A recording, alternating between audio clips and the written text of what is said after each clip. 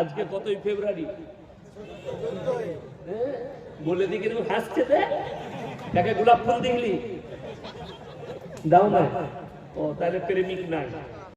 সবাই মানার নিয়ত করলেন, বলুন ইনশাআল্লাহ। ইসলামের যে বুনিয়াদ আল্লাহ পৃথিবীর বুকে রেখেছে ওটা কিন্তু শিক্ষার এডুকেশনের দ্বারা রেখেছে। শিক্ষার দ্বারা এই পৃথিবীর বুকে আল্লাহ তাআলা ইসলামের বুনিয়াদ রেখেছেন শিক্ষার দ্বারা। যারা শিক্ষিত আছেন, জ্ঞানী গুণী আছেন, মাস্টার ডাক্তার প্রফেসর আছেন, যারা চাকরিজীবী আছেন, যারা স্কুল কলেজে গেছেন, তারা ভালো করে শুনেলেন। কে কি ইতিহাস পড়েছে জানি না, পৃথিবীর ইতিহাসটা তুলে দেখে নেন। পৃথিবী ইসলামের বলি নেই, পৃথিবীর ইতিহাসে প্রথম পৃথিবীর সভ্যতার নাম হচ্ছে মিশরের মুসলিম সভ্যতা। আল্লাহ নবী দুনিয়াতে এলেন, পৃথিবীর মানুষ সভ্যতার অবকাশ খুঁজে পেয়েছে। তার আগে পৃথিবীতে সভ্যতা ছিল না, অসভ্যতা বর্বরতায় ফিরে বর্বরতা ছিল, ফিরে এসছে। শুনে নেন, আজকে আমি যে বক্তব্য দেবো অনেকজনের গায়ে লাগবে। এরপর গোলমালটা কি জানেন? যদি সুদ নিয়ে বায়ান করি সুদখোররা গাল দিবে, চুরি নিয়ে বায়ান করি চোররা গাল দিবে, এবং আমি কথা বলবো কার গায়ে লাগবে আমি কিন্তু কেউ চিনি না। আমি ইনাদিকে চিনি, উলামাদিকে। কথাটা বুঝতে পেরেছেন না? হিকায়েতে লতিফ বলে আরবির একটা কিতাব আছে। কি কিতাব বললাম? হিকায়েতে লতিফ, যেটা পড়ানো হয় মাঝে। তো ওই কিতাবে একটা তুলো চুরির ঘটনা এসেছে। একজনের গুদামে তুলো চুরি হয়েছে। গল্পটা শুনেলেন, গল্পের মধ্যে শিক্ষা আছে। তুলো চুরি হয়েছে, রাজাকে এসে নালিশ করলে আমার চোখ ধরে দিতে হবে। রাজা বললে তোর গুদামে চুরি হয়েছে, চোর কি করে ধরবো? বলে আমার রাজ দরবারে সবাইকে দাওয়াত দিয়ে দে, গ্রামের মানুষকে। সবাই রাজার দরবারে এসছে, রাজা বক্তব্য দিবে। সবাই আপনাদের মতো সামনে বসেছে। রাজা সিংহাসনে বসে বলছে, এই ইডিয়েট কোথাকারে মাথায় তুলো লাগিয়ে চলে এসেছিস? যে চোর সে দেখছে শালা মাথায় তুলো লেগে আছে, কি চোর ধরা পড়ে গেল, তুই তো চুরি করেছিস। কথাটা বুঝতে পারেননি? আমি গোদা বাংলায় কথা বলছি। তো আমি যদি কোন বক্তব্য দিই, আমি কিন্তু আপনাদেরকে কেউ কি চিনি না, আপনারা কিন্তু সবাই আমাকে চিনেন। ঠিক বললাম না ভুল বললাম? হ্যাঁ, আমি কিন্তু সবাইকে চিনি না। এরপর কে কি করে, যদি মনে হয় এই পাপটা আমার মধ্যে আছে, নিয়ত করে উঠবেন, আজ থেকে আমার মন থেকে, আমার কাছ থেকে এই পাপটাকে মিটিয়ে আমি বাড়ি যাবো। জোরে বলুন ইনশাআল্লাহ। ওটাকে মিটিয়ে একটা একটা করে বলবো। ইসলামের বুনিয়াদ রাখা হয়েছে শিক্ষার দ্বারা। কোরআনের প্রথম আয়াত যেটা এসেছে সেটা হচ্ছে ইকরা বিসমি রাব্বিকাল্লাযী খালাক। এ নবী পড়ো। আজকে পিছিয়ে পড়া জাতির মধ্যে ভারতবর্ষের দুটো জাতি সব থেকে পিছিয়ে আছে। কটা বললাম? দুটো। তার মধ্যে এক নম্বরে আছে আদিবাসী, যারা দলিত আদিবাসী তারা। আর যে জাতি পিছিয়ে থাকবে, যার কাছে শিক্ষা থাকবে না, এডুকেশন থাকবে না, তাকে নিয়ে খেলা করা খুব সহজ। জানেন আদিবাসীদের কাছে কোন ধর্মের প্রচার বেশি চলছে? তারা কোন ধর্মে প্রবেশ করছে বেশি? এটা অনেকে জানে না, খ্রিস্টান ধর্মে। কেন? তাদের অভাব, তাদের শিক্ষা না থাকার কারণে তাদেরকে বলেছে তোদের ছেলেদিকে স্কুল করে দেবো, পড়বে, তোদিকে বাড়ি করে দেবো, থাকবি, তোরা খ্রিস্টান হয়ে যা। তারা খ্রিস্টান হয়েছে। কিন্তু বিশ্বাস করুন, আজকে আপনারা দেখতে পাচ্ছেন, আমি জায়গার নাম করব না, বহু মুসলমান টুপি লাগিয়ে আমাদের দেশে কোন জায়গায় কোন মন্দির উদ্বোধন হয়েছে। আমি কোন রাজনৈতিক বক্তা নয়, আমি ইসলামটা বুঝাচ্ছি। এই কথা বলতে গিয়ে কারুর কিছু চলে আসবে, ওটা আমি দায়ী নই। তো একজন মুসলমান আমাদের মতো মৌলবি, কিন্তু আপনাদের মতো সাধারণ লোক। কোন দলের মৌলবি আমি ওটা বলবো না, ওটা ইউটিউব আর ফেসবুক থেকে দেখে দিবেন। সে নিজেকে কি দাবি করে? সেই লোকটা ইমাম, উত্তরপ্রদেশের একটা বড় মসজিদের ইমাম। সে বলছে हिंदुस्तान के मौलवियों को, इन लोग को हदीस मालूम नहीं है। मुझे मालूम है कि अल्लाह के रसूल ने फरमाया देश के साथ भक्ति होनी चाहिए। मुझे तो ये समझ में नहीं आया कि मंदिर में जाके तिलक लगाने से ये देशभक्ति कहां से आ गई।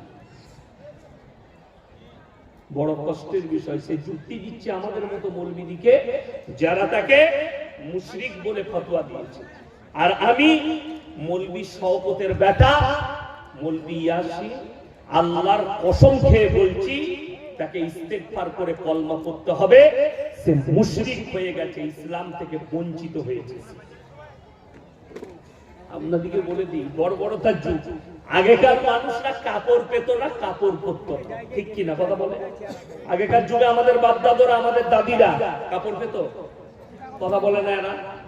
ছিঁড়া কাপড় পরতো। এই তুই কেন বলছি না তোর এখন দুধের দাঁত ভাঙাবে? তোর দাদিকে দেখেছিস তুই? আমি আমার বাবাজিদিকে জিজ্ঞেস করছি, তাদের বাপ দাদিরা তাদের চেহারা কেউ দেখতে পাইনি। আগেকার লোক, আগেকার মানুষ অভাবে ছিঁড়া জামা পড়েছে, ঠিক কিনা? আর এখনকার হারামখোররা স্বভাবে পড়ছে। নতুন প্যান্ট কিনে নিয়ে এসে ঘরে এসে বেলেটে করে খাচ্ছে। বলে কেন রে? বলে সালমান খান ছিঁড়া প্যান্ট পরেছে, আমাকে পরতে হবে। মা বলছে এ আমার কোথা থেকে এলো? হারামখোর নতুন প্যান্ট নিয়ে এসে বেলেটে করে খাচ্ছে। জাং দেখা যাচ্ছে, উটো দেখা যাচ্ছে, পা দেখা যাচ্ছে। বলছে এটা ডিজাইন। কথাটা বুঝতে পারলেন? আপনাদেরকে বলে দিই, এই যুবকরা শুনবেন, যারা যুবক তারা ভালো করে শুনুন। আমাদের দেশে সব থেকে দুঃখ, আপনি যাকে মুসলিম ভাবছেন সে মুসলমান। কথাটা বুঝাতে পারলাম? আপনি যাকে মুসলমান মনে করছেন, পশ্চিম বাংলায় 3.5 কোটি মুসলমান থাকলে 2 কোটি বেঈমান হয়ে বসে আছে। 2 কোটি বেঈমান। যদি বলে আমাকে, যদি বলেন এইসব বক্তব্য দিতে পাবেন, আমার গাড়ি রেডি আছে, নামবো, পালিয়ে যাবো। তুই বুঝে নিবি, তুই বুঝে করবি, আমি পালিয়ে যাবো, আমার গাড়ি রেডি আছে। আমি তো এমনি ঘুমের অভাব আছে। অনেকজন দেখা করতে করতে আমি আর ঘুমোতে পেলাম না। আমি কোথায় ছিলাম কালকে জানেন? বসিরহাটে। আর আমি 7 ঘন্টা গাড়ি চালিয়ে এলাম। বেলা 12:30টায় গাড়ি ছেড়েছি, রাত 8টায় ঢুকলাম এখানে। গাড়ি ছুটেই যাচ্ছে। 2-1 জায়গায় চা খেয়েছি, 1 মিনিট 2 মিনিট 5 মিনিট। আমার কাছে শুনে জানার পরে যদি বলেন কেন, তার কারণটা শুনে নিন। আপনাকে একটা একটা করে পয়েন্ট দিয়ে যাব। মুসলমান কেন মুসলমান নাই, 2 কোটি কেন বেঈমান হয়ে আছে, এটা কেন বললাম আপনাদেরকে প্রুফ দিয়ে দিই। তার প্রুফ দিয়ে দিই। আজকে নয়, আজকে কতই ফেব্রুয়ারি? বলে দিই কিন্তু হাসছে, দেখে গোলাপ ফুল দেখলি দাও না, ও তাহলে প্রেমিক নাই। কি বুঝলি? মুসলমানদের ছেলেরা, যুবক যুবতীরা 14ই ফেব্রুয়ারি পালন করছে। আজকের দিনে আছে আমার দেশের আপনার হিন্দু ভাইদের, সনাতনী ভাইদের একটা পুজো, সেটার নাম হচ্ছে সরস্বতী পুজো। ঠিক বললাম না ভুল বললাম? বড় কষ্ট লাগে। অনেক স্কুলে সরস্বতী পুজো হয় না, হয় না? কথা বলে। বড় দুঃখের বিষয়, এই কথাগুলো বললে লোকে বলবে হারামখোর রাজনীতির কথা বলছে। আমি রাজনীতির কথা বলিনি। মুসলমান হিজাব পরে স্কুলে গেলে তাকে কোর্টে কেস লড়তে হয়। যদি বলে এটা ধর্ম, শিক্ষা প্রতিষ্ঠানে ধর্ম চলবে না, তাহলে শিক্ষা প্রতিষ্ঠানে সরস্বতী পুজো কি করে চলবে? আমি বললে আমি মুজরিম, আমি বললে আমি আতঙ্কবাদী, আমি বললে আমি আমার মধ্যে দেশভক্তি নেই। একটা মুসলমানদের মেয়ে বোরখা পরে স্কুলে যেতে পারে, একটা মুসলমানদের মেয়ে হিজাব পরে স্কুলে গেলে তাকে কোর্টেতে কেস করতে হয়, আমাদেরকে কোর্টে যেতে হয়। তাইলে স্কুলে সরস্বতী পুজো কি করা হবে? শুনেলেন? এটা আপনি ওদিকে কোন মুসলিম ভাইকে গালি দিবেন না। আমি দিনাজপুরের আর মালদার কথা বলতে আসিনি। আমি রাত্রে ঢুকেছি, জলসা শেষ করবো, রাত্রে বাড়ি চলে যাবো। আমার গলসি থানা, আমার বর্ধমান ডিস্ট্রিক্টের কথা বলছি, আমি বীরভূমের কথা বলছি। হাজারো মুসলমানদের ছেলে মেয়েরা গেছে সরস্বতী পুজোয় অনুষ্ঠানে যোগদান করতে। আল্লাহর কসম, তাদের বাম্মারা পাঠালে তারা বেঈমান, তারা মুশরিক, এবং যারা গেছে তারাও মুশরিক। যারা বলবে মুশরিক হবে না, সেই মৌলবীর হাদিস কোরআন পড়া নেই। যে মৌলবী বলবে এখানে যোগদান করলে, সেই মৌলবী যদি বলে এরা মুশরিক হবে না, তাকে বলে দিলাম তোর মতো মৌলবীর কলাপটা ধরে বিনা হিসাবে আল্লাহ জাহান্নামে নিক্ষেপ করবে। আমার মুসলমান ভাই, আপনি মনে করছেন গেলে কি দোষ? আপনাদেরকে বলে দিই, আমাদের দেশে একটা এখন সুন্দর বাক্য শুরু হয়েছে। আমি আজকে কোরআন দিয়ে বুঝাবো আপনাকে। কি বাক্য? ধর্ম যার যার, উৎসব সবার। এটা বলছে আমাদের সমাজের শিক্ষিত লোকরা বলছে, আমার মতো বোকা মৌলবী নয়, আমাদের মতো মৌলবীরা। আমাদের নাম রেখেছে এরা মাদ্রাসা ছাপ। আমরা মাদ্রাসা ছাপ। এই যে মাদ্রাসার সামনে বসে আছে, এই মাদ্রাসায় পড়লে আমাদের নাম বলে এই মৌলবী কটা মাদ্রাসা ছাপ মৌলবী। শোনো, স্কুল পড়ুয়া শিক্ষিতরা, জ্ঞানীরা, যারা আমাদেরকে মাদ্রাসা ছাপ মনে করছো, যারা আমাদেরকে মনে করছো টুপি দাড়িওয়ালা, তারা কান খুলে শুনে যাও। আপনি মনে মনে ভাবছেন ধর্ম যার যার, উৎসব সবার। আমি কলকাতা ঠাকুর পুকুরে জলসা করতে গিয়ে বলে এসেছি, যদি এই কথাটা সত্য হয় তাহলে কুরবানির সময় ওদিকে ডাকবো, গরুর ঠ্যাংটা ধরবি। কথাটা বুঝতে পারেননি আমার? আমি এটা না হক বললাম, না হক বললাম? যদি হক হয়, যদি বলো যে না, এরপর চলুন ইসলামটা জেনে নিন। আমার নবী, বিশ্ব নবী জনাবে মুহাম্মদুর রাসূলুল্লাহ, সকলে বলুন সাল্লাল্লাহু আলাইহি ওয়াসাল্লাম। নবীজি কোন ধর্মকে গালি দেয়নি, কেউ কি ছোট করেনি। আর কোরআনে নিষেধ আছে। কোরআন শোনাবো এরপরে। যারা বলছে মৌলবীরা কিছু জানে না, সূরা বাকারা খুলুন। ওয়াইযা লাকুল্লাযীনা আমানু قالوا آمنا وإذا خلوا إلى شياطينهم قالوا إنا معكم إنما نحن مستهزئون الله يستهزئ بهم ويمدهم في طغيانهم يعمهون। হে আমার বিশ্ব নবী, পৃথিবীর মানুষকে বলো, ওয়াইযা লাকুল্লাযীনা আমানু ক্বালু আমান্না, যখন তারা তোমার কাছে আসে, বেঈমান কাফেররা যখন তোমার কাছে বসে, শুনে নাও, তারা বলে আমরা আল্লাহকে ভালোবাসি, আমরা দ্বীনকে ভালোবাসি, আমরা নামাজকে, রোজাকে ভালোবাসি। হে নবী, যখন তারা পেছনে যায়, তারা বলে আমরা তো শুধু আল্লাহর সঙ্গে মজাক করতে গিয়েছিলাম। আমার আল্লাহ উত্তর দিলেন, আল্লাহু ইয়াস্তাহজিউ বিহিম ওয়া ইয়ামুদ্দুহুম ফি তুগয়ানিহিম ইয়ামাহুন। হে আমার নবী, বলে দাও, তারা আমার সঙ্গে ধোঁকাবাজি করেনি, আমাকে তারা বোকা বানায়নি, তাদেরকে আমি আল্লাহ ধোঁকা দিয়েছি, আমি তাদেরকে ঈমান দান করিনি। জোরে বলুন সুবহানাল্লাহ। আমি আল্লাহ তোমাদের থেকে বেশি চালাক, আমি তোমাদেরকে ঈমান দান করিনি। তোমরা আমাকে কি ধোঁকা দিবে? আমি আল্লাহ তোমাদেরকে ঈমান দান করিনি, তোমরা বেঈমান, তোমরা কাফির। চলুন আরো আগে চলুন। আমাদের দেশের কিছু মুসলিমের নিয়ত কি জানেন? দুদিকটাই ঠিক রাখা, যে দিকের মালটা ক্লিয়ার হবে ঢুকে পড়বে। কথা বুঝতে পারেন? ঠাকুরের থানটাও ঠিক রাখ, আল্লাহটাও ঠিক রাখ। ওই জন্য হারামখোর পুজোর অনুষ্ঠানেও যোগ দেয়, আবার জুম্মার দিনে মসজিদে এসে নামাজ পড়ে। দিয়ে মনে করছে দুটো লাইনই ঠিক রাখ। যারা এটা ভেবেছেন তারা কোরআন শুনে যান। লা ইলাহা ইল্লাল্লাহু ওয়া লা ইলাহা ইল্লাল্লাহ। আমার আল্লাহ নিষেধ করলেন দুটো নৌকায় পা দিও না, একটা নৌকায় পা দিও। দুটো নৌকায় নয়। আপনি যদি নদীতে নৌকায় চাপেন, কোন নদী পার হবে, যদি মনে মনে ভাবেন আল্লাহ একটা নৌকা যদি ডুবে যায়, দুটো নৌকা ভাড়া করলে একটা পা অতি, একটা পা আর একটা নৌকায়, আচ্ছা নৌকাগুলো সরে গেলে সে মালটা মরবে না? মরবে না, 100% মরবে। তো যে দুটো নৌকায় পা দিবে সে 100% কিয়ামতের দিনে চরম বিপদে থাকবে, তাকে বাঁচাতে কেউ পারবে না। আমার তো বক্তব্য এটা, আমাদের দেশের লোক এটাই ভেবে রেখেছে কোনো অসুবিধা না, এটা তো মৌলবীরা ইসলাম বুঝে না। এই যে মাদ্রাসার ছাত্রীরা পড়লো না গজব শুনলেন? আচ্ছা এখানে ছাত্র থাকে না থাকে না? ছাত্রও থাকে। এই দক্ষিণ দিনাজপুর আর উত্তর দিনাজপুরে আমি কোন দলের নাম করব না, যতগুলো মাদ্রাসা আছে সব দলের যতগুলো মাদ্রাসা প্রতিষ্ঠান চলছে, পশ্চিম বাংলা যতগুলো প্রতিষ্ঠান চলছে, আপনাদের মধ্যে এতগুলো কয়েক হাজার ছেলে মেয়ে বসেছে, একজন দাঁড়িয়ে খালি আমাকে প্রমাণ দেন ক্যামেরা চলছে, আমি মৌলভী শওকতের বেটা মৌলভী ইয়াসিন এখান থেকে জুতোর মালা পরে বর্তমান যাব আমার মাদ্রাসাকে, আর আমি স্টেজে জলসা করা বন্ধ করে দেবো, একটা খালি প্রুফ নিয়ে আসুন যে অমুক মাদ্রাসার পায়খানা ঘর থেকে মদের বোতল পাওয়া গেছে, অমুক মাদ্রাসার বাথরুম থেকে নিরোধ পাওয়া গেছে, অমুক মাদ্রাসার বাথরুম থেকে সেক্সের ট্যাবলেট পাওয়া গেছে। কেন বলছি জানেন? আমি বলিনি, একবার শোনো, আমি তোমাদের বাঁশ তোমাদিকেই দিচ্ছি। আমাকে যারা আমাদিকে বাঁশ দিতে চায় আমি কিন্তু তাকে উল্টিয়ে বাঁশ দিই। চলো, যে শিক্ষিতরা মাদ্রাসা ছাপ বলছে, এটা আমার কথা নয়, পশ্চিম বাংলার যতগুলো মিডিয়া আছে তাদের ভাষা, এবিপি আনন্দ, আস্থা, জি নিউজ বাংলা, যতগুলো নিউজ চ্যানেল আছে তারা সবাই হাজির হয়ে গেল কোথায়? পশ্চিম বাংলার সব থেকে বড় বিশ্ববিদ্যালয় যাদবপুর বিশ্ববিদ্যালয়।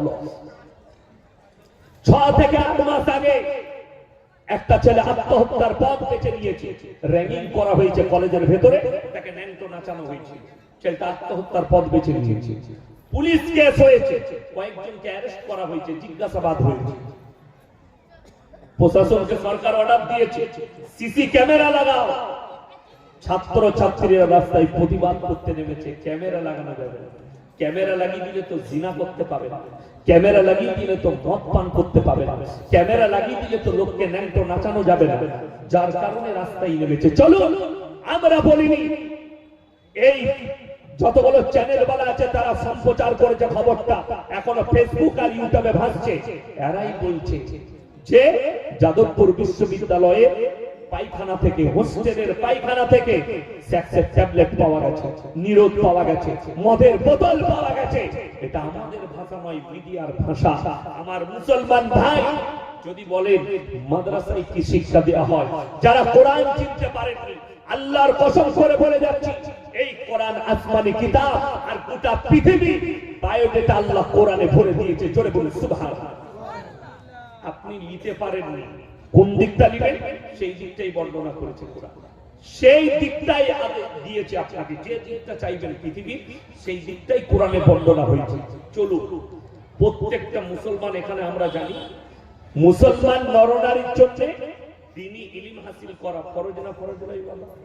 ফরজ।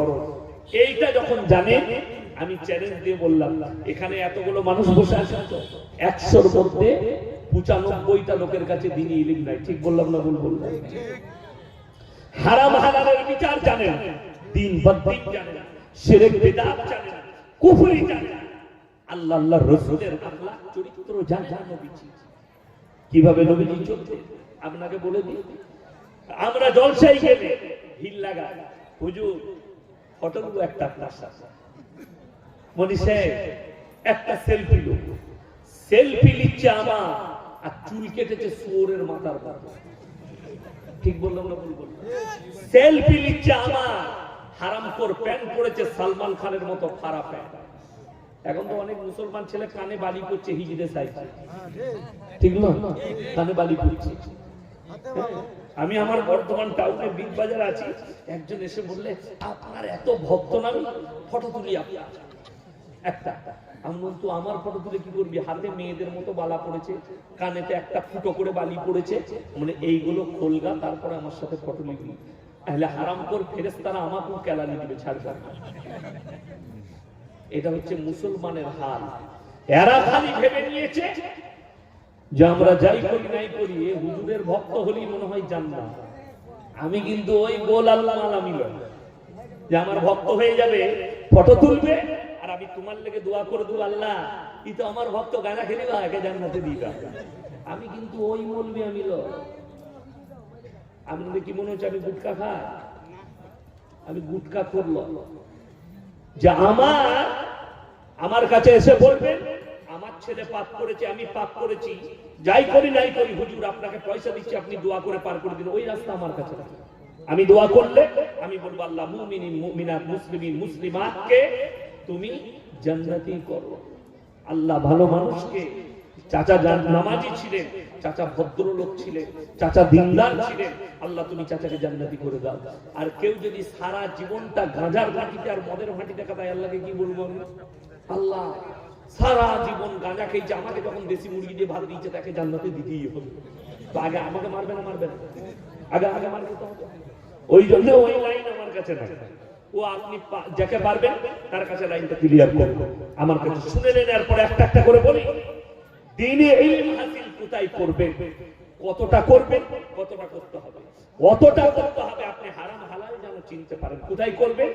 এই সমস্ত বড় আলেমদের পাশে উঠা বসা। তা না হলে বড় আলেমদের লেখা বই পড়ে হোক, কোন মাদ্রাসায় পড়াশোনা করে হোক, আপনাকে অতটা ইলম হাসিল করতে হবে। মুসলমানদের ছেলেরা হারাম হালাল কি বুঝেছে? মালদা, দিনাজপুর, বর্ধমান, আমাদের দেশের মুসলিম ছেলেরা ট্রাক চালায় না চালায়? ট্রাক চালায়। আমাদের বর্ধমানের ছেলেরা বেশিরভাগ বালির গাড়ি চালায়, কলকাতা বালি নিয়ে যায়। বীরভূম, মুর্শিদাবাদের ছেলেরা পাথরের গাড়ি চালায়, পাথর বালির গাড়ি চালায়। দুটো মুসলমানদের ছেলে হোটেলে ঢুকেই বলছে, এক বোতল মদ দে তো ভাই। মদ খেয়ে দিল। এরপরে বলছে, ভাই রুটি আর মাংস নিয়ে, মুরগির মাংস কষা। মুরগির মাংস কষা রুটি এনেছে। তখন জিজ্ঞেস করছে, দাদা মুরগিটা জবাই না কাটা? আর মার হারাম করবে জুতো করে। আচ্ছা, যে প্রথমে মদ খেয়েছে ওর আর ওইটা দেখে লাভ আছে? লাভ নাই। প্রথমেই তো হারাম চালিয়ে দিয়েছিস, ওটা জিজ্ঞেস করে লাভ কি আছে? একই ব্যাপার। চলুন মুসলমান কি বলেছে আপনার জন্য। শর্ত শুনেলেন যতগুলো মুসলমান। আপনি যদি সকালবেলায় উঠে রায়গঞ্জে যান, ইটাহারে যান, যদি যান, যদি কোনো রেস্টুরেন্টে খেতে যান, হোটেলে খেতে যান, আপনি জিজ্ঞেস করবেন না করবেন না, দাদা মুরগিটা জবাই না কাটা? কথা বলে আপনাকে জিজ্ঞেস করতে হবে। কেন? এটা মুসলমানের জন্য কর্তব্য। আমি আপনাকে তার একটা সূত্র বলে দিই। আমার মাদ্রাসায় কয়েক মাস আগে একজন মেহমান এসেছিলেন মিটিয়াবুজ থেকে, হাওড়া। তো আমি একজনকে ফোন করে বললাম, তার আগের দিনে মালদায় জলসা ছিল, আমি বললাম ভাই কালকে খাসির মাংস লাগবে। মুসলিমদের ছেলে, খুব ভালো ছেলে, মিঠু না, আমাদের এই এলাকার ছেলে। তো আমাকে মহব্বত করে। তো বললে মোল্লা সাহেব সকালে চলে আসবেন। আমি ঠিক আছে। তো আমি ফজরের নামাজ পড়ে গেলাম তার দোকানে। তখন ওই 6:30 বাজছে। বাইক নিয়ে গেলাম। তো সে বললে, মনি সাহেব আপনি জবাই করে দেন। তো আমি দুটো খাসি জবাই করে দিলাম। সে দেখলে পেয়েছি যখন আরো একটা করিয়ে নি, আমি দুটো খাসি জবাই করে দিল। সে ছাড়াচ্ছে, ছাড়ানো হয়েছে। একটা খাসি থেকে আমাকে সে মাংস দিচ্ছে। কত নেবেন? আমি বললাম 2 কিলো। আমাকে 2 কিলো কেটে দিচ্ছে। আর একজন কোন ধর্মের মানুষ আমি বলবো না, তিনি এলেন, এসে বললে আমাকে 1.5 কিলো মাংস দাও। সে কিন্তু জিজ্ঞেস করলে না এটা জবাই না কাটা না গুটা না মরা না হাজা, জিজ্ঞেস করা প্রয়োজন নেই। হয়তো তার ধর্মের প্রয়োজন নেই, কিন্তু আল্লাহর কসম যে মুসলমান হবে, নিজেকে মুমিন বলবে, তার জন্য শর্ত হচ্ছে হালাল খাবার। খাবারটা যেটা খাচ্ছ যদি মাংস হয়, জবাহ করা কি না এটা খোঁজ নিয়ে খেতে হবে। হবে না? আপনি বুঝে গেলেন। রাত্রে ইয়াসিন ভাই এসেছিল আমাদের এক বেলায়, তিনি বলে গিয়েছেন জবাই করা মাংস নিবি। সকালবেলায় গিয়ে মুরগির দোকানে মাংস কিনবেন, বাড়িতে মেহমান আছে, জবাই করা 1 কিলো মাংস দিয়ে লিখছেন জবাই করা মাংস, কিন্তু টাকাটা বা সুদের টাকা, সেই একই মাল দাঁড়িয়ে গেল। কথা বুঝতে পারেন? এরপরে সুদকর দিকে 5টা দিচ্ছি, শুনে লাও। কে রাগ করবে জানি না। আমি এমনি গাল খাওয়া বক্তা, জানেন আমাকে গাল দিচ্ছে সবসময়। তো ওই গালটা আমার জন্য দোয়া আমি ভাবি। আমি তাদেরকে গাল দিই না, আমি তাদেরকে দোয়া দিই আল্লাহ হিদায়াত দাও। চলুন, কোরআনে আমার আল্লাহ বললেন ওয়াহাল্লাহুল বাইয়া ওয়া হারামান রিবা, আমি তোমাদের জন্য ব্যবসাকে হালাল করেছি, সুদকে হারাম করেছি। আমার নবী বিশ্বনবী বললেন কেউ যদি 1 টাকা সুদ খায়, নিজের মায়ের সঙ্গে 36 বার জিনা করার সমান পাপ হবে। নাউজুবিল্লাহ বলেন। 1 টাকা সুদ খেলে মায়ের সঙ্গে 36 বার জিনা করার সমান গুনাহ হবে। আজকে সমাজের সমস্যা কি জানেন? অনেক গরিব ব্যক্তি আছে, ইমানদার মুমিন আছে না নাই? কথা বলে, চাষ করে খায়, কিন্তু লোকটা মুমিন, 5 ওয়াক্তের নামাজি। সে মনে মনে ভাবে হাই রে সমাজ কি হলো। আজকে আমি আপনাদেরকে একটা জিনিস বুঝিয়ে দিই, ব্র্যান্ড আপনি চিনতে পারেন। ব্র্যান্ড চিনতে পেরেছে? যদি ব্র্যান্ড চিনতে পারতে, আজকে সমাজের অবস্থা এই হতো না। আজকে ব্র্যান্ড চিনতে পারেন না। দেখুন ব্র্যান্ড, অনেক শিক্ষিত অশিক্ষিত লোক তারা বুঝবেন না। ব্র্যান্ড মানে আমাদের সমাজের লোক বলে না মালটা ব্র্যান্ডেড, বলে না বলে ব্র্যান্ডেড মাল। এই মোবাইলটা এটা চাইনার ব্র্যান্ডেড মাল বলে। ওই ব্র্যান্ডটা বুঝাচ্ছি আপনাদিকে, আপনি যদি ওটা বুঝে যান তাহলে কিন্তু আপনার ঈমান মজবুত হয়ে যাবে কাল থেকে। এইটা যদি সমাজের লোক বুঝে যায়, ব্র্যান্ডটা চিনতে পারে, তাইলে আমাদের সমাজে ইসলামে অতটা সমস্যা থাকবে না। ব্র্যান্ড বুঝতে পারবে। চলছে, আমি প্রত্যেক বছর রাজ্যের বাইরে যাই জলসা করতে। আমি আসাম, ত্রিপুরা দাওয়াত দিই না, কোচবিহার এইগুলো দাওয়াত দিই না। কেন দিই না? আমি সময়ের অভাবে দিই। আমি মাদ্রাসাওয়ালা লোক, মাদ্রাসা এইখান থেকে বেরিয়ে যাব। কালকে আবার আমার উত্তর 24 পরগনায় প্রোগ্রাম আছে। কালকে এখান থেকে আমি জলসা শেষ করি, গাড়ি ছেড়ে দেবো, আমার ফজর হবে। আমার মাদ্রাসার জলসা আছে 20 ফেব্রুয়ারি, সামনে মঙ্গলবার। আজকে মঙ্গল, সামনে মঙ্গলবার। আর আমাদের মাদ্রাসার জলসা হচ্ছে খাওয়ার জলসা। আমাদের দেশের লোকরা খালি বলে বিরিয়ানি করে, 30-40টা গরু হবে, যে বিরিয়ানি রান্না করে খেয়ে দিয়ে চলে যাবে। মাসে আমাদের স্টেজে আদায় হয় না। যাই হোক, আমাদের প্রয়োজন পড়ে না আদায় করতে, তাই আদায় করি না। চলুন, আমি যেটা বলছি, তো আমি যাই কোথায়? আমি মুম্বাইয়ের প্রোগ্রাম, ঈদের পরে আমার মুম্বাইয়ের প্রোগ্রাম আছে। মুম্বাই, হায়দ্রাবাদ, মধ্যপ্রদেশ, ইন্দোর, আপনার আহমেদাবাদ, এই রাজ্যের বাইরে জলসাগুলো আমি করি একটা। তো প্রত্যেক বছর হায়দ্রাবাদে জলসাই যাই। এই বছরও গিয়েছিলাম, তার আগের বছরও গিয়েছিলাম। তো আমি রাত 11টায় জলসা শেষ করলাম। তো আমার এলাকার ছেলেরা সোনার ব্যবসায়ী আছে, আমার গ্রামের ছেলে আছে এলাকা। তো একজন বললে, মনি সাহেব গাড়ি নিয়ে এসেছি, চলুন। কোথায়? ঘুরতে নিয়ে যাবো। নিয়ে গেল। সেখানে হালিম, যেখানে বিখ্যাত পিস্তা হাউস, সেখানে নিয়ে গিয়ে আমাকে হালিম খাওয়ালো, ফালুদা, আইসক্রিম ফাইসক্রিম খাওয়ালো। দিয়ে বললে চলুন চার মিনারে নিয়ে যাই। চার মিনারে গেলাম। তো একটা ইয়ং পাড়া ছেলে ঠেলার মধ্যে ঘড়ি বিক্রি করছে। ঘড়ি, একটা ব্ল্যাক কালারের ঘড়ি আমার খুব পছন্দ হলো। আমি বললাম ये कितना रुपया? बोले 200 रुपया। और 150 में मिलेगा? बोले ले लीजिए मौलाना। तो अभी 150 টাকার ঘড়িটা পরে দিলাম, চলে এলাম। ওই ঘড়ি পরি আমি তারপরের দিন দুর্গাপুর এয়ারপোর্টে নেমেছি, কাজী নজরুল ইসলাম এয়ারপোর্টে। গাড়ি চাপলাম, একবারই ধুলিয়া নিয়ে এলাম। কি করতে? জলসা। আপনাদের মতো গাদা শ্রোতা বসে আছে। আমি তাদেরকে জিজ্ঞেস করলাম, বাবাজিরা আমার এই ঘড়িটার দাম কত? একজন বললে মলি সাহেব 7,000, একজন বললে মলি সাহেব 3,000, একজন বললে 2,500, একজন বললে 1,500, একজন বললে 12,500। যতজন বলেছে কেউ ভুল বলেনি, সবাই ঠিক বলেছে। যদি বলেন মলি সাহেব ঘড়ির দাম তো 150 টাকা, তাহলে সবাই ঠিক বললো কি করে? হ্যাঁ, এইখানেই বুঝাচ্ছি আমি। যে 7,000 বলেছে সে মনে মনে ভেবেছে ইয়াসিন সাহেবের মতো বক্তার হাতে যখন ঘড়িটা আছে, ও মালটা কুমা হবে না, ওটা ব্র্যান্ডেড মাল। কথাটা বুঝতে পারেন? যে 3,000 বলেছে সে ওটা ভেবে বলেছে, যে 2,000 বলেছে সে ওটা ভেবে বলেছে, যে 1,500 বলেছে সেও ওটা ভেবে বলেছে। সব, কিন্তু ঘড়ির অরিজিনাল দাম হচ্ছে 150 টাকা। খালি লোকটা পাল্টিয়ে গেল, ঘড়ির দামটা বেড়ে গেল। একটাই, যদি আপনাদের গরিবের ছেলে 5,000 টাকা দামি যদি ঘড়ি পড়ে, আর লোককে যদি বলে এই ঘড়িটার দাম কত হতে পারে বলতে, কি বলে কত বে? তুই রায়গঞ্জে নিচে 80 টাকা দাম হবে। ঠিক বললাম না? লোকটা গরিব, তার মালটা গরিব।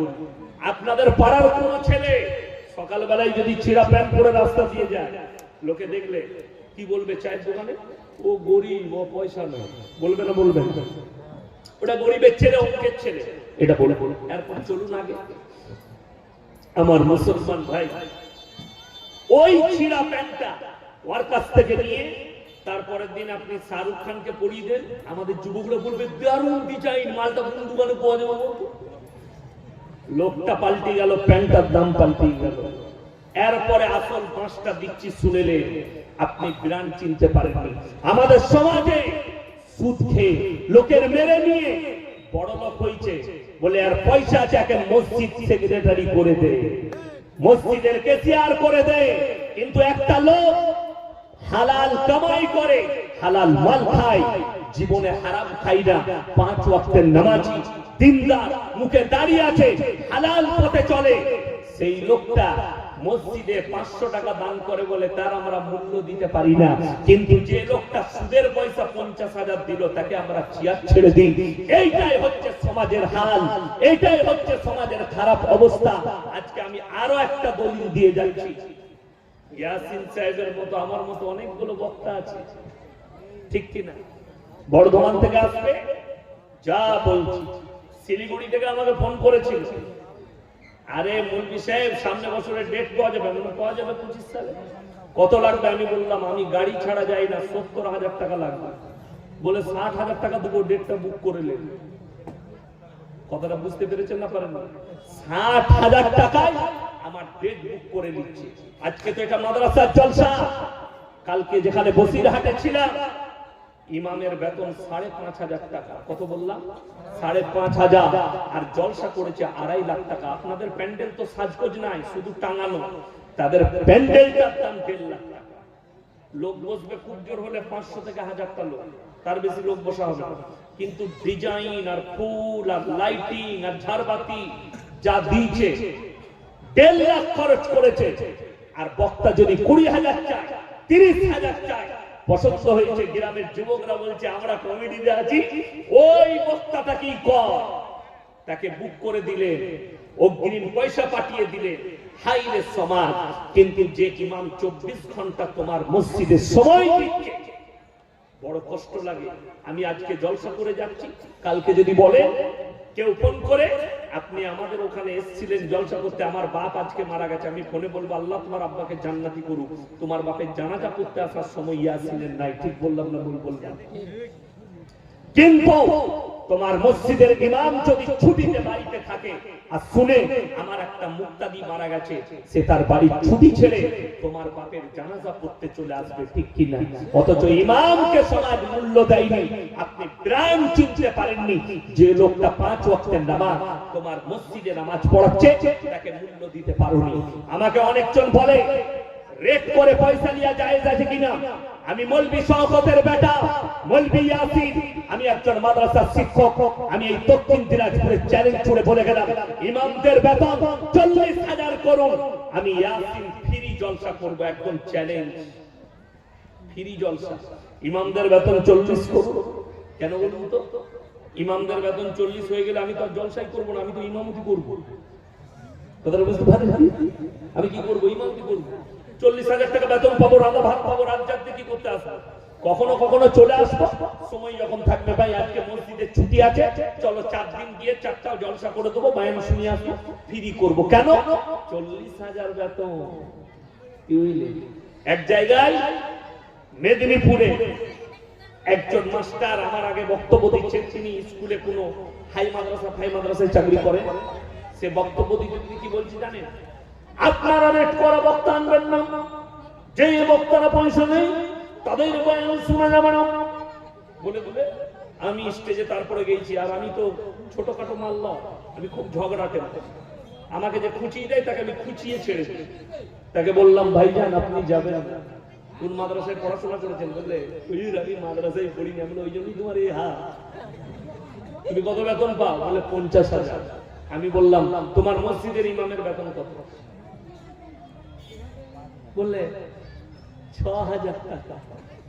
আর খালা দিচ্ছে 2,500। আমি বললাম খালার টাকাটা তোমার কি করে হলো? কথাটা বুঝতে পারবে? হারামখোররা খালার টাকাটাকে নিজের টাকা ধরে নিয়ে ইমামের বেতন কমিয়ে দিচ্ছে। কষ্টের বিষয়। আমি তাকে বললাম তোমার লজ্জা লাগে না এই কথাটা বলতে? যে মৌলবীরা, যে বক্তা পয়সা নেয় তার বয়ান শোনা যাবে না?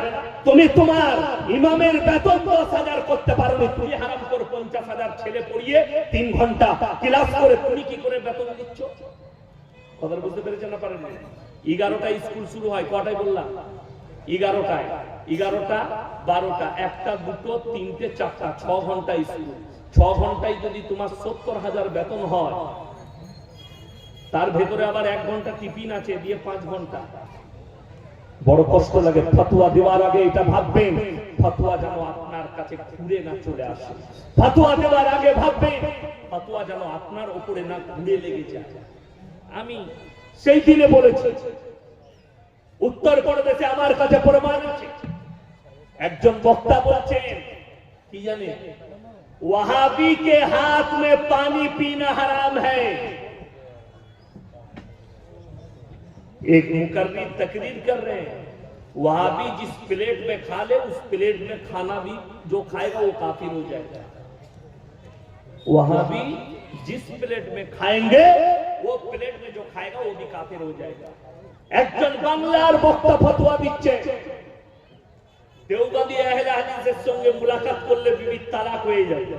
কোন দলের মৌলবি বলবো না, কিন্তু তারপরেই আমি দেখছি মালদায়, আমি জলসা ছিল রায়গঞ্জে, মালদা পৌঁছাতে পৌঁছাতে আমার কালিয়াচকে যখন ঢুকলাম তখন রাত 2টা বাজছে। তো আমি রাত 2টোর সময় দাঁড় করালাম, ফল কিনবো বাড়ির জন্য, সারা রাত দোকান খোলা থাকে। তো সেই হুজুর দাঁড়িয়ে আছে, আমি নামা মাত্র বললে আসসালামু আলাইকুম। ওয়া আলাইকুম সালাম। আমি মুলাকাত করলাম, দিয়ে বললে হুজুর একটা সেলফি নেব। আমি বললাম সবাই নিচ্ছে, তুমি কেন বাদ যাবে? সে একটা ফটো নিল। আমি তাকে বললাম ভাই একটা কথা বলবো, রাগ করবেন না। বলে আমি তাকে বললাম তোমাদের অমুক মুফতি সাহেব কত বড় মুফতি? বলে মুফতি আজম। আমি বললাম এখন আপনার বিবি তালাক হয়ে গেছে, এটা আপনার জানা আছে? আমি তোমাদের মুফতি আজম ফতোয়া দিয়েছে যে দেওবন্দি ওয়াহাবিদের সঙ্গে মুলাকাত করলে বইয়ের তালাক হয়ে যাবে। তুমি এখন আমার সাথে মুলাকাত করলে তোমার বউটা নিয়ে কি ঝামেলায় পড়েছে তুমি নিজে ভাবে। কথাটা বুঝতে পারবে? তার ফতোয়া দিয়ে তাকে কাটলা। তখন বলছে ভুল বলেছে। আমরা যদি ভুল বলে থাকে, তুমি একজন বক্তা, যেদিন এই স্টেজে দাঁড়িয়ে এই বাপের বেটার মতো কথা বলতে পারবে, এই মুক্তির মুখটা বন্ধ হয়ে যাবে। আমি বললাম তোমার কি মনে হচ্ছে আমি কাফের? বললেন না না কাফের না। বাবা বাচ্চার পয়সাটা নিয়ে নেন তো আমার মুসলমান ভাই। ওই জন্য আমি আপনার দিকে বলে যাচ্ছি অনুরোধ করে, সবাই হাত তুলে বলুন আমরা মুমিন হব। জোরে বলুন ইনশাআল্লাহ। সবাই মুমিন হবেন তো? জোরে বলুন ইনশাআল্লাহ। ইনশাআল্লাহটা একটু আসতে হয়ে গেল। ইনশাআল্লাহ তো বহুদিন থেকে বলছি, তাই না? যে অবসর জলসা হচ্ছে তো অবসর যে বক্তায় আছে সেই বক্তায় যখনই বলবো ইনশাআল্লাহ, কিন্তু ইনশাআল্লাহর পার্থক্য আছে, জানেন তো? পার্থক্য আছে। দেখবেন যদি মৌলী সাহেব বলে এ ভাই তোরা নামাজ পড়বি তো কাল থেকে, যারা বলে ইনশাআল্লাহ পড়বো ভাই, সেই লোকটা পড়ার চান্স থাকে। আর যে বলে ইনশাআল্লাহ পড়বো, এই মালটা জীবনে আসবে না। তার মানে কাল থেকে আমাকে দেখাই পাবি না। বাস্তব কথা বলছি। আমি আসছি গাড়িতে, তো ওই আপনার সুজাপুরের কাছে স্ট্যান্ডে ভিড় ছিল, আমি দাঁড়িয়েছি, একটা ছেলে মোটরসাইকেলে দাঁড়িয়েছে। ইয়াসিন হুজুর বে? হ্যাঁ আমি। তোর পেছনে কে আছে বে? বলে হুজুর সরস্বতী পুজোয় গেলাম স্কুলে। আমি তো একদম পাক্কা জান্নাতি, পাক্কা জান্নাতি। নাউজুবিল্লাহ। যারা কোরআনের দলিল চাইছেন না, আমার কাছে মারাত্মক দলিল আছে কোরআনে। শুনেলে 14ই ফেব্রুয়ারি দুজনার খুব লাভ। কজনের লাভ বললাম? দুজনা। কার? প্রেম আর প্রেমিকার লয়, তার থেকে বেশি লাভ কার জানে? দুজনা। এক হচ্ছে ডাক্তারে আর এক হচ্ছে ওষুধ দোকানে। এরকম হাসছে দেখা। দুজনার বিরাট লাভ। আর দুজনার সব থেকে বড় ক্ষতি হচ্ছে নারী আর পুরুষ। আমাদের, আমি বাংলাদেশে একটা বক্তা দেখছিলাম, সে বয়ান করছে কি বলেন, মাঝে মাঝে ইংলিশ বলে। কোথায় বাড়ি তার জানি না, বাংলাদেশের মধ্যে বাড়ি। সে যুবকদিকে উৎসাহ দিচ্ছে, যদি তোমার কোনো মেয়ে ভালো লাগে তার সঙ্গে সঙ্গে প্রপোজ করে দাও, তুই হারাম করে আগে মার খাবি। খবর ইসলামে প্রপোজ কোথায় পেলি? ইসলামে ভালো লাগলে তাকে বিয়ে করা কোথায় পেলি? ইসলামে তোমার কোনো মেয়েকে যদি পছন্দ হয়, ভালো লাগে, তার বাড়িতে প্রস্তাব পাঠানো জায়েজ আছে। সেই মেয়েকে প্রপোজ করা মানেই তো জিনা করা। প্রপোজ করলে কি করে করবে? তোমাকে না খুব ভালো লাগে, আই লাভ ইউ, এটা জায়েজ? হারামখোর বক্তা জীবনে কোরআন হাদিসের কথা বলেনি, পড়েনি, লোককে ভুল ভাল ফতোয়া দিয়ে বসে থাকছে। আর যুবকরা উৎসাহ তো এগুলোতে। হে আমার যুবক শোনো, মুমিন এমনি হবেন না। আজকে আমি বলে দিই, যারা 14ই ফেব্রুয়ারি পালন করেছেন, মুসলমানদের ছেলে মেয়েরা তারা পদভ্রষ্ট হয়েছে, তাদেরকে ইস্তেগফার করার অনুরোধ জানাচ্ছি। কোরআন বলছে গায়রুল মাগদুব মাগদুবি আলাইহিম ওয়ালা দাল্লিন। মাগদুম মানে ইহুদি আর দাল্লিন মানে নাসারা। এই দুটো দলই পদভ্রষ্ট এবং এদের যারা অনুসারী হবে তারাও পদভ্রষ্ট হয়ে যাবে। কোরআন শুনুন, এরপরে আমি মুমিন, সবাই আরেকবার হাত তুলে জোরে বলুন মুমিন হব ইনশাআল্লাহ। চলুন এরপরে আমি কোরআনের তাফসীর শোনাবো আপনাদের। আমার আল্লাহ রাব্বুল আলামিন কোরআনে বললেন কাদ আফলাহাল মুমিনুন আল্লাযীনা হুম ফি সালাতিহিম খাশিউন ওয়াল্লাযীনা হুম আনিল লাগবি মুরিদুন ওয়াল্লাযীনা হুম লিয-যাকাতি ফাইলুন। কাদ আফলাহাল মুমিনুন, হে নবী প্রকৃত মুমিন কারা? আমার আল্লাহ রাব্বুল আলামিন বললেন আল্লাযীনা হুম ফি সালাতিহিম খাশিউন, প্রকৃত মুমিন তারা যারা নামাজ পড়লে খুশু খুজুর সঙ্গে নামাজ আদায় করে। আমাদের সমাজের নামাজিরা বেশিরভাগ পাইকিরি নামাজ পড়ে। পাইকিরি নামাজ জানেন? হ্যাঁ, আমাদের দেশে তো মসজিদ থেকে জুম্মার দিনে জুতো চুরি হয়ে যায়। পাইকিরি নামাজ কাকে বলে শুনেলেন? আমাদের দেশে অনেক বেশিরভাগ মুসল্লি যখন ইকামত শুরু হয় তখন তারা ছুটে না, উজু করে আর মনে পড়ছে না দোকানে তালা মেরেছি না মারি, নামাজ আর দোকান একসাথে। আর আমার নবী বিশ্ব নবী বললেন পৃথিবীর সমস্ত হাজত ছেড়ে তোমরা নামাজে দাঁড়াও। নবীজি বললেন ফাইন্নাহু ইয়ারা, তোমরা মনে মনে ভাববে আমি আল্লাহকে দেখতে পাই বা না পাই, আমার আল্লাহ আমাকে অবশ্যই দেখছে। নামাজের মধ্যে মনোযোগ যাবে তোমার, নামাজের মধ্যে দিলটাকে রুজু করতে হবে। আমাদের তো অনেক যুবক আছে 1 মিনিটে 7 রাকাত নামাজ পড়ে, 1 মিনিটে 6 রাকাত, 1 মিনিটে 8 রাকাত নামাজ পড়ে। কোথা থেকে পড়লি উনি কি জানেন? ও সূরা পড়ার দরকার নাই তো,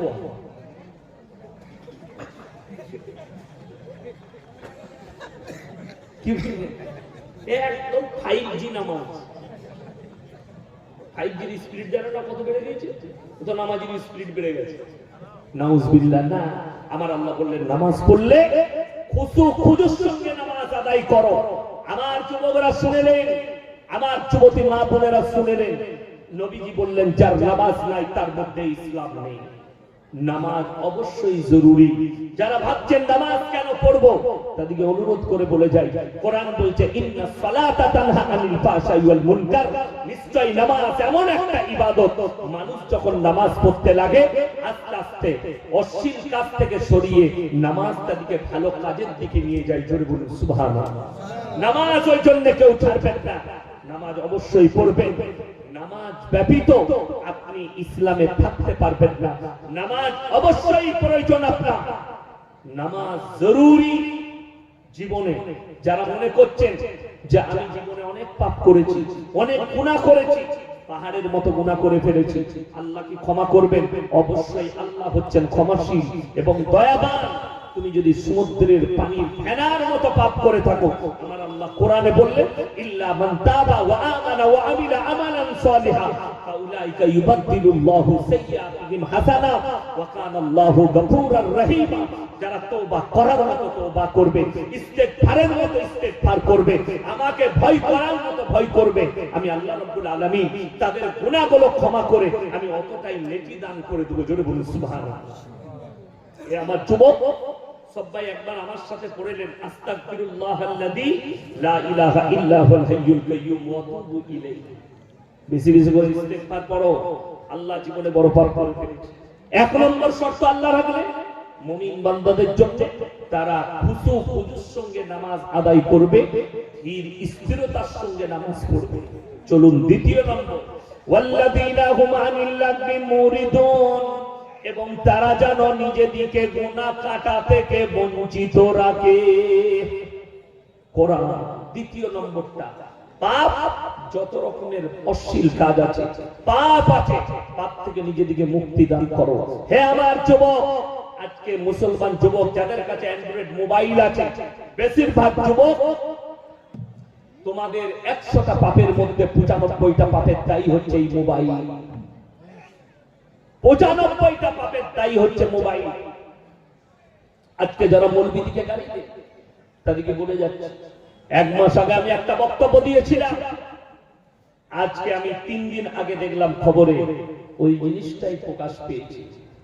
3 দিন আগে বক্তব্য দিয়েছিলাম যেটা চলছে, অনেকজন গালি দিয়েছে, আমাকে শিক্ষিত লোক গালি দিয়েছে। এই ধরনের বক্তব্য দেওয়া ঠিক নয়, কিন্তু সেই জিনিসটাই ঘটেছে। কোথায়?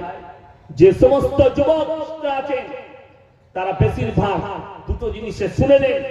এই দিনাজপুর, উত্তর দক্ষিণ, মুর্শিদাবাদ, মালদা, 2 নদিয়া, 2 24 পরগনা, পুরো বাংলাদেশের কিনারা ধরে যতগুলো বর্ডারের রাজ্য জেলা আছে, এই জেলাগুলোতে মুসলমানদের মধ্যে সব থেকে বড় পাপ যেটা ছড়িয়েছে সেটা হচ্ছে সমকামী। মুসলিমদের ছেলেরা এরা সমকামীতে লিপ্ত হচ্ছে, মুসলিমদের মেয়েরা সমকামীতে লিপ্ত হচ্ছে। আপনারা দেখেননি বাংলাদেশের খবর? শরীফ থেকে শরীফা, শরীফা থেকে শরীফ। বড় কষ্ট লাগে। একজন দেখছি নিজের স্তনগুলো কেটে অপসারণ করে সে হচ্ছে শরীফ থেকে শরীফা, শরীফা থেকে হচ্ছে শরীফ। এই যে প্রবণতা বেড়ে গেছে, এটা বেড়ে যাবে আরো। এটা কিয়ামতের আলামত। আর শুনে রেখে দেন হে মুসলমান যুবক, তুমি মনে করো না তোমার বাপ তাহাজ্জুদ গুজার, তোমার বাপ মৌলবি, তোমার 14 পুরুষে মৌলবি আছে, আমার গ্রামে মাদ্রাসা আছে, আমার মৌলবি আছে, তারা আমি যতই পাপ করি মরে যাওয়ার পরে তারা দোয়া করবে। তুমি তো দূরের কথা, তোমার বাপ তো দূরের কথা, পৃথিবীর সব মৌলবি যদি দোয়া করে তোমাকে পার করাবার রাস্তা খুঁজে পাবে না। যদি বলেন দলিল দে, যদি তুমি পাপ করার পরে, সমকামী হওয়ার পরে, তুমি যদি জিনা করার পরে তুমি যদি জান্নাত পাও, হযরতে নূহ নবীর বিবি সে জাহান্নামে যাবে। আল্লাহ লাকিব টেনে দিয়েছেন এই নূহ নবীর বিবি আর লূত নবীর বিবি। এই পাপের কারণে একটা পুরো কওমকে আল্লাহ ধ্বংস করেছেন। লূত নবীর কওম, সেই কমকে এমন ভাবে ধ্বংস করেছে আজও পর্যন্ত সেই সাগরে কোন রকমের পোকামাকড় জন্মায় না। বৈজ্ঞানিকরা সেই সাগরের নাম রেখেছে মরা সাগর, যেখানে একটা কীট পতঙ্গ জন্ম নেয় না। তারা এতটা অভিশপ্ত ছিল। কে? কওমে লূত। আল্লাহ তাদেরকে রুটির মতো পাল্টিয়েছে। শুধু তাই নয়, আরো আগে চলুন। ক্বালাল মালাউল লাযীনা ইসতাকবারু মিন কওমিহি লা ইত্তাবাতুম শাইবান ইন্নাকুম ইদাল লাখাসিরুন। এটা 9 পারা, প্রথম পারা, 9 পারার প্রথম পৃষ্ঠা। আমার আল্লাহ রাব্বুল আলামিন বললেন, হে নবী আপনি কি দেখেননি? শোয়েব নবীর কওমের লোকেরা বলল, তোমরা যদি শোয়েবের আল্লাহকে বিশ্বাস করো, শোয়েবকে যদি তোমরা নবী বলে মানো, তোমাদেরকে হত্যা করা হবে, মার্ডার করে দেওয়া হবে। আল্লাহ বললেন, আমি আল্লাহ রাব্বুল আলামিন হে নবী তাদেরকে রুটির মতো পাল্টিয়েছি। সেই জায়গা থেকে মনে হয় এখানে কোন জনবসতি ছিল, আমি তাদেরকে খেলার মাঠের মতো করে দিয়েছি। হে আমার যুবক, তুমি যদি এই গ্রামের একা সমকামী হয়ে থাকো, তোমার এই সমকামী হওয়ার কারণে তোমার পুরো নসলকে আল্লাহ ধ্বংস করে দিবে, এই গ্রাম ধ্বংস হয়ে যাবে। বড় কষ্ট লাগে। যদি বলেন মৌলভী সাহেব আপনি কি করে জানলেন? আমাদের কলেজের অনেক স্টুডেন্ট আছে যারা ইমানদার স্টুডেন্ট আছে না, যারা নামাজি স্টুডেন্ট, যারা দিনের সঙ্গে জুড়ে আছে, যারা খিদমতের সঙ্গে জুড়ে আছে, তারা আমাকে খবর দিয়েছে। মোবাইল থেকে দেখিয়েছে গ্রুপ খুলে, সেই গ্রুপে কতগুলো মুসলিম যুবক আছে, আমি দেখে আমার মাথায় তাক লেগে গেছে, আমার চোখ দিয়ে পানি আসতে লেগেছে। এতগুলো মুসলিম যুবক, তাদের জায়গা, তাদের ঠিকানা, তাদের সব জেলা সব দিয়ে আছে সেখানে। কোন কোন জেলা, কোন কোন থানা, কোন কোন এলাকা কতগুলো মুসলিম যুবক আছে, সেই জায়গায় গেলেই গ্রুপ খুললেই বোঝা যাবে কতগুলো মুসলিম যুবক জুড়ে আছে। বড় কষ্ট লাগে। হে আমার মুসলিম যুবক, তোমাদের লেগে গাড়িতে চললে অন্তরটা ফেটে যায়। আল্লাহ কবে না ধ্বংস করে দেয় এই পৃথিবীকে এই পাপের কারণে। হে মুসলমান, তুমি মনে করেছো তোমার বাপ দোয়া করবে, তোমার মা দোয়া করবে না? নবীজি সাল্লাল্লাহু আলাইহি সাল্লাম নিজের চাচাকে কলমা পড়াতে পারেননি। আগে চলো, আল্লাহ নবী সাল্লাল্লাহু আলাইহি সাল্লামের চাচা যান যখন দুনিয়া ছেড়ে চলে গেছে, নবীজি দোয়া করতে চেয়েছেন, আল্লাহ আমি আমার চাচার জন্য ক্ষমা চাইবো যতদিন না তুমি নিষেধ করবে।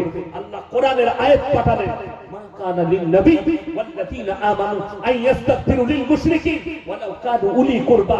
হে মুমিন এবং নবী, তোমরা দুজনাই শুনে নাও, মুমিন এবং নবীরা তোমরা শোনো, যদি তোমাদের কেউ মুশরিক হয়ে মারা যায়, বেঈমান কাফের হয়ে মারা যায়, তাদের লেগে দোয়া করতে পাবে না। সে যদি তোমাদের নিকটতম আত্মীয় হয়, তারপরও তুমি দোয়া করতে পাবে না। আল্লাহ নবীকে আল্লাহ নিষেধ করলেন, তুমি তোমার চাচার জন্য দোয়া চাইতে পাবে না। আমার মুসলমান ভাই, আপনার জন্য তাহলে আমি কি করে দোয়া চাইতে পারি?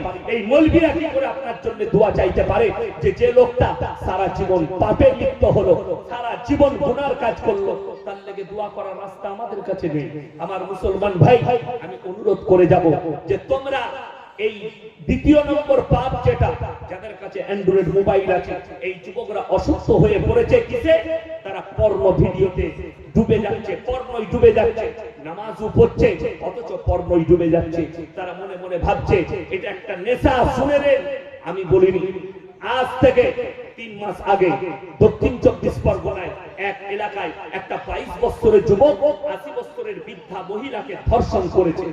তাকে পুলিশ প্রশাসন অ্যারেস্ট করেছে। তাকে প্রথমে ব্রেনের ডাক্তারের কাছে নিয়ে যাওয়া হয়েছে। ব্রেনের ডাক্তার বলেছে এই ছেলেটা এমন একটা জিনিসে মাতাল হয়েছে যার কারণে আর ব্রেন হ্যাং হয়ে গেছে। এই ছেলেটা ধর্ষণ করেছে নিজের স্বজ্ঞানে নয়। তাকে জিজ্ঞাসাবাদ করা হয়েছে, জবানবন্দি নেওয়া হয়েছে। তুমি কি করে ধর্ষণ করলে? সে বললে আমি প্রত্যেকদিন সারা রাত পর্ন ভিডিও দেখি। আমি রাস্তার উপরে মোবাইল চালিয়ে পর্ন ভিডিও দেখছিলাম, আর সেই ভদ্র মহিলা প্রস্রাব করার জন্য বেরিয়েছে। তিনি অমুসলিম, ছেলেটাও অমুসলিম। আমি না থাকতে পেরে সেই 80 বছরের বৃদ্ধা মহিলাকে ধর্ষণ করেছি। এরপরে শুনেলেন আমেরিকা, লন্ডন, ব্রিটেন, জাপান, জার্মানের ডাক্তাররা, বিশেষজ্ঞরা বলছে, ভারতের বড় বড় বিশেষজ্ঞ ডাক্তাররা বলছে যে ছেলেরা পর্ন ভিডিও দেখবে তাদের যে সবথেকে বড় রোগটা হবে, তার চোখের দ্বারা যতগুলো মহিলাকে সে দেখবে ধর্ষণের চোখে দেখবে। যে মেয়েরা পর্ন ভিডিও লিপ্ত হবে সেই মেয়েরা যতগুলো পুরুষকে দেখবে, তার বাপকে দেখুক, তার মাকে দেখুক, তার সন্তানকে দেখুক, তার স্বামীকে দেখুক, তার ভাইকে দেখুক, তার মামাকে দেখুক, যে পুরুষটাকে দেখবে তাকে দেখে তার মনেতে ব্যভিচার জাগবে। আমার মুসলমান ভাই, যুবকেরা, তোমাদেরও মনেতে ওই পাপটাই জাগবে। তোমার মাকে দেখলে তুমি জিনার চোখে দেখবে, তোমার বোনকে দেখলে তুমি জিনার চোখে দেখবে, তোমার বিটিকে দেখলে জিনার চোখে দেখবে। যদি বলেন মৌলভী সাহেব দলিল দেন, আজ থেকে 1 সপ্তাহ আগে উত্তরপ্রদেশে একটা পরিবারে তার বাবা মারা গেছে। এক ভাই আর এক বোন, 2 ভাই বোন থাকে, মায়ের সাথে থাকে। মা একদিন রাত্রে বলেছে আমি অমুক জায়গা কাছে যাচ্ছি বাবা, আমি কালকে ফিরবো। তোরা রান্না করে রেখে দিয়েছি, খেয়ে দিয়ে শুয়ে পড়িস। ভাইয়ের কামরায় শুয়েছে রাত্রে, বোনের কামরায় শুয়েছে। তার ভাই পর্ন ভিডিও দেখতে লেগেছে। দেখতে দেখতে সে এমন নেশা চেপেছে তার, সে নিজের ওই ছোট্ট বোনকে ধর্ষণ করেছে। ধর্ষণ করার পরও ক্ষান্ত হয়নি। সে যখন দেখেছে এটা চাউর হয়ে যাবে, সবাই জেনে যাবে, সেই বোনটাকে বালিশ চাপা দিয়ে তাকে মার্ডার করে তারপরে ক্ষান্ত হয়েছে। ভাবতে পারে এরা সত্য ঘটনা বলছি, মিডিয়ায় দিয়েছে ঘটনাটা। আবার যুবক, তুমি যদি নিজেকে এই পাপ থেকে না বাঁচাও, যদি বলে মৌলভী সাহেব বলে জানে এই পাপ থেকে কি করে বাঁচবো, যাদের কাছে অ্যান্ড্রয়েড মোবাইল আছে তারা রাতের বেলায় নিজের মোবাইলকে হারাম করে দাও, সুইচ অফ করে নিজের বাবা মায়ের কাছে দিয়ে দাও, আলমারিতে লক করে দাও। আমার ভাই, বড় কষ্ট লাগে যে আমাদের যুবকরা, আমাদের মানুষরা এরা গুনাহে লিপ্ত আছে। অথচ কোরআন বলছে মুমিনদের 2 নম্বর আখলাক, তারা নিজেদেরকে পাপ মুক্ত জীবন গড়বে। তোমার জীবনে যেন পাপ না থাকে। যেমন আপনাকে বলে দিই, আপনি ভালো করে শুনে, লটারি কাটা জায়েজ না না জায়েজ? না জায়েজ, হারাম, তাই না? লটারির টিকিট হারাম ইসলামে। কেন হারাম? ভাগ্য পরীক্ষার জন্য হারাম, এবং বিনা পরিশ্রমীকে পয়সা পাওয়া যায়। আগে চলুন আপনাকে একটু বুঝিয়ে দিই, লটারির টিকিট যারা কাটেন, ইমামদের বেতন কত? মাদ্রাসার হেড মোল্লার বেতন কত? 12,000। ইমাম সাহেবের বেতন 12,000। যদি 12,000 টাকা ইমাম সাহেবের বেতন হয়, আমি 10,000 ধরে নেই। আচ্ছা, ইমাম সাহেবেরা লটারির টিকিট কাটে তো নাকি রাস্তায়? আমরা দেখেছেন কোন